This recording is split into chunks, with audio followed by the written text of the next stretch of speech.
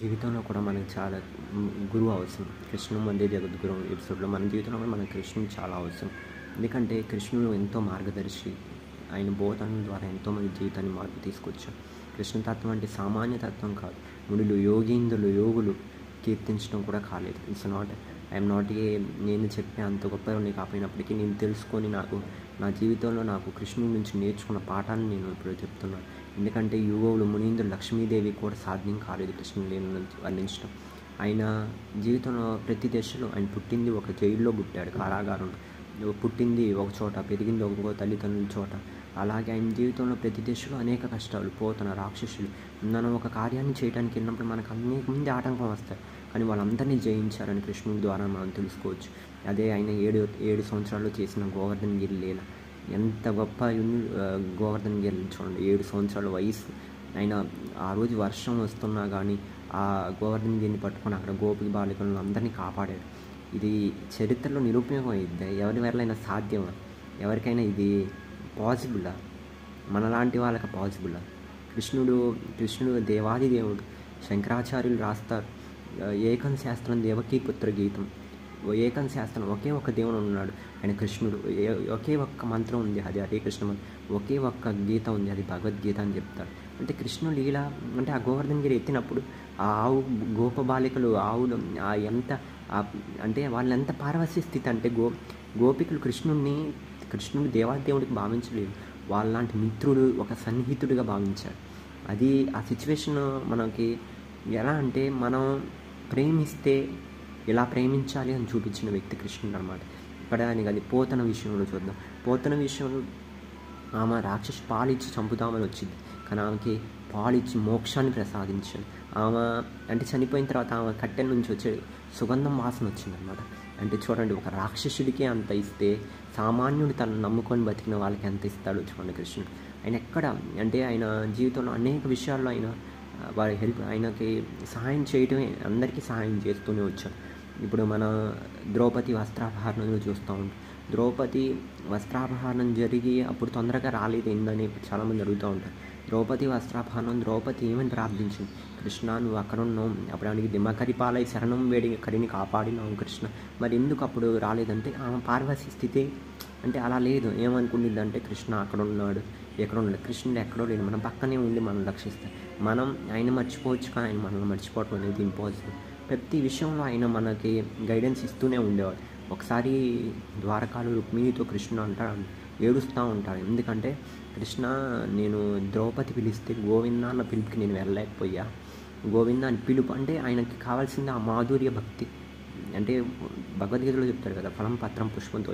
ఆయనకి 100,000 లక్షలు సమర్పించిన సంతృప్తి చెందడు, కానీ తన భక్తుడు ఒక పుష్పమో ఒక పత్రమో సమర్పించితే సంతోషిస్తాడు. అది కృష్ణతత్వం, అది కృష్ణ భక్తి.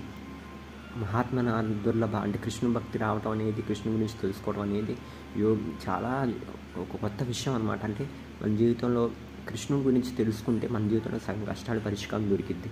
అదేవిధంగా మనకి ఏంటి కృష్ణతత్వంలో మనం తెలుసుకోవాల్సిందంటే ప్రేమతత్వం. గోపికల్ని ఎలా ప్రేమించాడు, గోపబాలికలను ఎలా ప్రేమించాడు. బృందావనంలో కృష్ణుడు విడిచిపెట్టి వెళ్ళడం ఎందుకు చెప్పిన?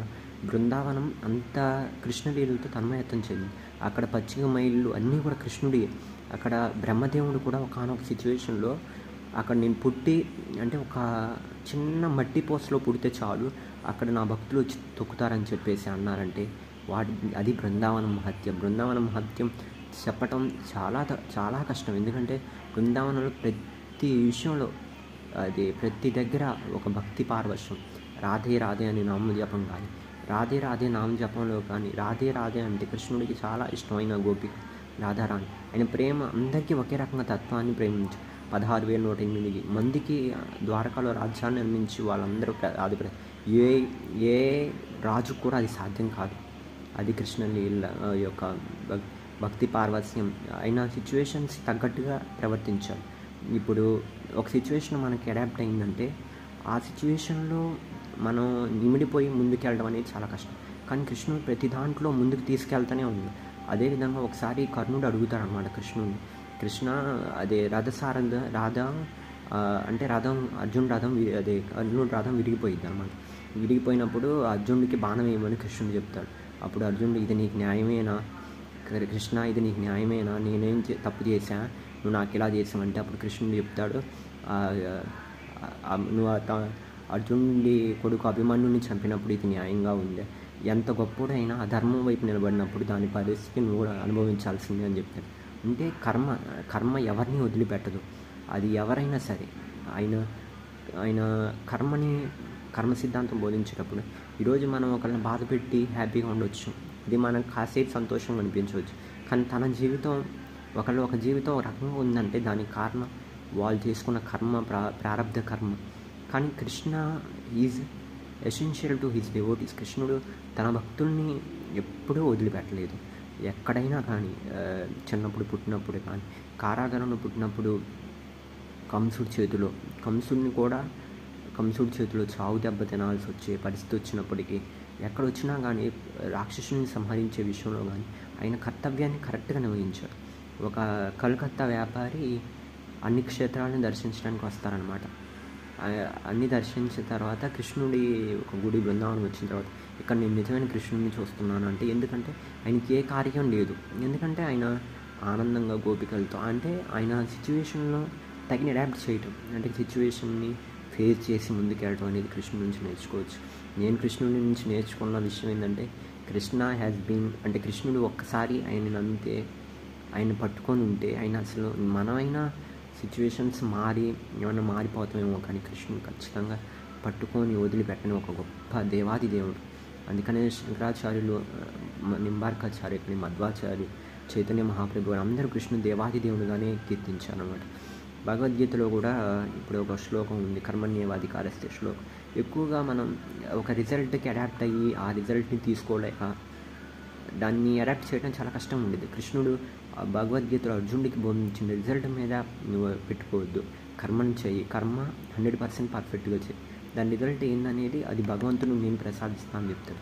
అంటే చూడండి, అక్కడ అర్జునుడికి కర్తవ్య బోధం, కర్మయోగం కానీ అన్ని ధర్మాన్ని విడిచిపెట్టి నన్నే శరణమేయమని ఆయన ఉపదేశించాడనమాట. అంటే ఇవన్నీ ఏంటంటే కృష్ణుడి యొక్క లీలల్లో మాధుర్యం, భక్తి, ప్రేమావసం అవన్నీ ఉంటాయి అన్నమాట. అభిమన్యుడు అంటే కృష్ణుడి లీలల గురించి చెప్పడం అది నాట్ ఏ స్మాల్ థింగ్, ఎందుకంటే అది ఈరోజు కాదు, ఆ రోజు 7 రోజుల్లో మృత్యు వస్తుందని పరీక్ష మహారాజుకి సుఖదేవ్ గోస్వామి 7 రోజుల్లో లీలలు వర్ణించినప్పుడు ఆయన ఏం చెప్తాడంటే 7 రోజుల్లో తీరవంట కృష్ణ కథలు. ఎందుకంటే ప్రతి కథకి ఒక్కొక్క విషయం ఉంటుంది. కృష్ణుడు అసలు వాళ్ళతో ప్రవర్తించిన విధానం, వాళ్ళు అందుకనే బ్రహ్మదేవుడు అంతటి వాడికి కూడా కృష్ణ దర్శనం దుర్లభం అన్నమాట. ఎందుకంటే ఆయన రేణువుగా పుట్టే అవకాశం ఇవ్వమని ప్రార్థించుతూ. అందుకని Krishna has been a great warrior, great inspiration person, motivation person and great thinker also. He thinks very beautifully, not he thinks very bright. How he thinks like that? He thinks very bright and he takes the decisions very fast also. We can't take the decisions very fast in the critical situations, but Krishna takes a critical situation the decisions fast.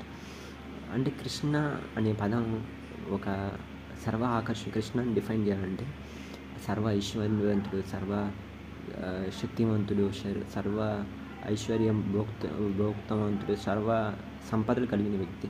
ఆయనని ప్రార్థించడం, ఆయన పూజ చేయడం అంటే it's not a, అంటే మనకి చేయనంతవరకు చేస్తాం, కానీ మనం కృష్ణుని పూజ చేయడం అంటే, కృష్ణుడు దొరకడం అంటే ఇట్స్ నాట్ ఏ స్మాల్ విషయం. అది ఏదో ఒక జన్మలో పుణ్యం ఉంటే కానీ దొరకదన్నమాట కృష్ణ తత్వం. కానీ కృష్ణుడు అండ్ నేను కృష్ణుడి నుంచి నేర్చుకున్నది భక్త సంరక్షకుడు అని చెప్పాను కదా, భక్తుని కాపాడే విధానం. ఆయన కృష్ణుడు కొన్ని అటుకులకే పారదర్శనం చెంది సుధాముడికి పెద్ద రాజభోగాన్ని ప్రసాదించాడు.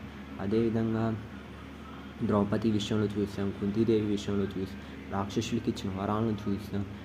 అలాగే సామాన్యులతో గోప బాలికలతో చేసిన లీలలు చూసి ఆయన ఇప్పుడు బృందావనంలో అల్లరి చేస్తూ గోపాల అని ఏ రోజు ఆయన ఎవరి ఆస్తిని ధ్వంసం చేయలేదు. అంటే అల్లరి చేసినా కానీ నాన్ సైలెంట్ అంటే వయోలెన్స్ లేకుండా చేయటం అనేది కృష్ణుడి యొక్క లీలలో ప్రధాన అంశం.